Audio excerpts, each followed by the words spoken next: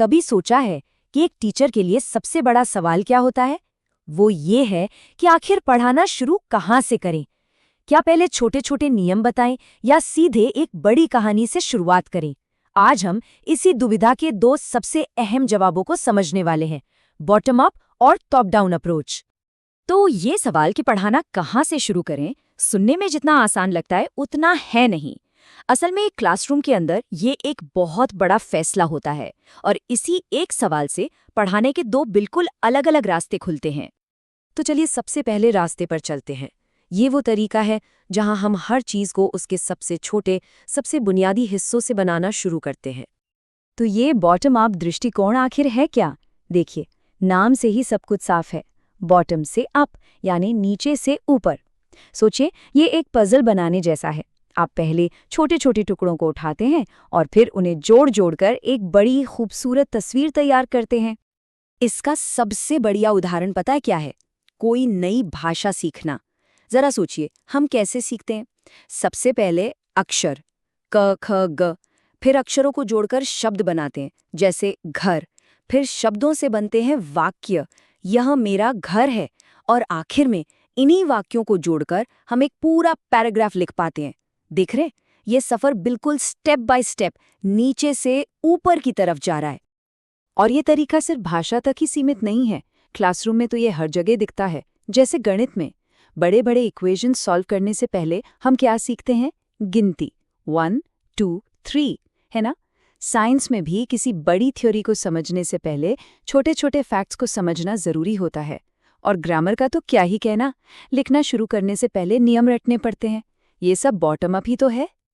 तो कुल मिलाकर इस अप्रोच का मूल मंत्र क्या हुआ? हिस्सों से शुरू करो और पूरे तक पहुंचो। ये एक मजबूत, एकदम सॉलिड फाउंडेशन बनाने का शानदार तरीका है। तो ये तो हुआ एक रास्ता। लेकिन क्या हो अगर हम शुरुआत ही उल्टी करें? मतलब छोटे हिस्सों से नहीं बल्कि सीधे बड़ी पिक्चर से।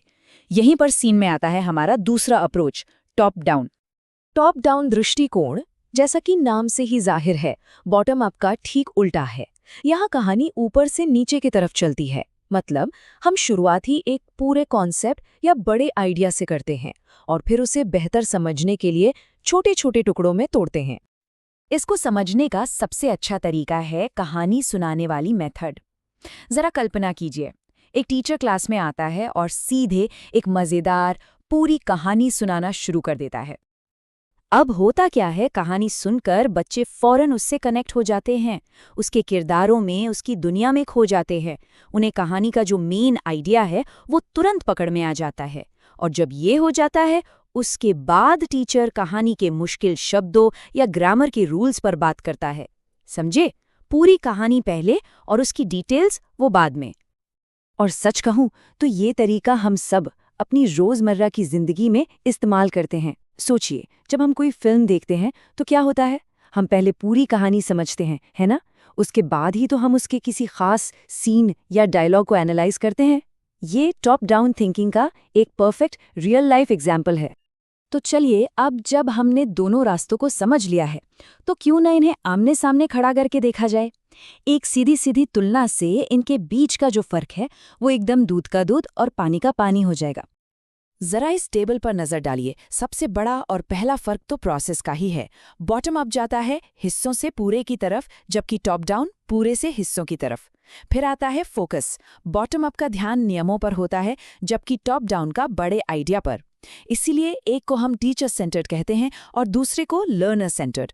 और आखिर में स्पीड का फर्क देखिए। बॉटम अप थोड़ा धीमा जरूर है, लेकिन एक मजबूत नींव बनाता है। वहीं टॉप डाउन तेज है और स्टूडेंट्स को ज्यादा एंगेज करता है। और हाँ, एग्जाम्स के लिहाज से ये जानना तो बहुत ही जरूरी है। जो फोनिक्स मेथड है, मतलब आवाजों से शब्द पढ़ना सीखना, वो एक क्लासिक बॉटम अप तकनीक है। ड्रिल और प्रैक्टिस भी इसी में आते हैं। और दूसरी तरफ कहानी सुनाने वाली मेथड और कंस्ट्रक्टिविज्म, जिसमें माना जाता है कि स्टूडेंट खुद अपने ज्ञान को बनाता है, ये सब टॉप डाउन के हिस्से हैं। तो अब हम आते हैं सबसे बड़े सवाल पर। इन दोनों में से आखिर बेहतर कौन है और एक कामयाब टीचर की असली पहचान क्या है? बॉटम अप या टॉप डाउन, ये वो सवाल है जिसका जवाब हर टीचर को अपनी क्लास में ढूंढना पड़ता है। क्या कोई एक ही तरीका है जो हमेशा काम करे, या फिर सही तरीका हालात पर निर्भर करता है? और इसका सीधा सा जवाब है, ये सिचुएशन पर डिपेंड करता है। जो लोग अभी सीखना शुरू ही कर रहे हैं, यानी बिगिनर्स, उनके लिए बॉटम अप बेस्ट है। क्यों? क्योंकि ये एक सॉलिड फाउंडेशन तैयार करता है। लेकिन जो हायर क्लासेस में है, उनके लिए टॉप डाउन ज्यादा असरदार होता है। ये उन्हें क्रिटिकली सोचने पर मजबूर करता है। और दोस्तों, यही इस पूरी बातचीत का सार है। एक महान टीचर के पास एक टूल बॉक्स की तरह ये दोनों ही अप्रोच होते हैं, और उसे ये अच्छी तरह पता होता है कि कब कौन सा औजार इस्तेमाल करना है। असली मास्टरी किसी एक तरीके में नहीं, बल्कि दोनों को सही समय पर सही जगह इस्तेमाल करने की कला में है। तो आज के इस बातचीत के बाद अपने टीचिंग टूल बॉक्स में कौन सा नया औजार जोड़ने के बारे में सोचा है? इस पर विचार जरूर कीजिएगा। मिलते हैं अगली बार।